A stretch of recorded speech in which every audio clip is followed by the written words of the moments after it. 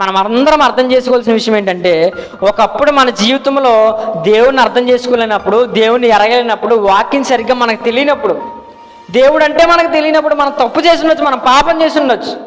కానీ ఈరోజు మనం దేవుణ్ణి అంగీకరించగలిగితే, ఈరోజు మనం దేవుని మనసు ఎరగగలిగితే, ఈరోజు మనం దేవుని వాక్యాన్ని అర్థం చేసుకుని మనం మనసు మార్చుకుంటే ఆయన ఏం చేస్తా అంటున్నాడు, ఖచ్చితంగా మనల్ని క్షమిస్తానని చెప్పి, ఖచ్చితంగా క్షమిస్తాం. ఈరోజు మనం మనసు మార్చుకున్నామా, దేవుడు మనల్ని ఖచ్చితంగా క్షమిస్తాం. ఖచ్చితంగా క్షమించి ఒక మంచి జీవితాన్ని మనకి అనుగ్రహిస్తాం.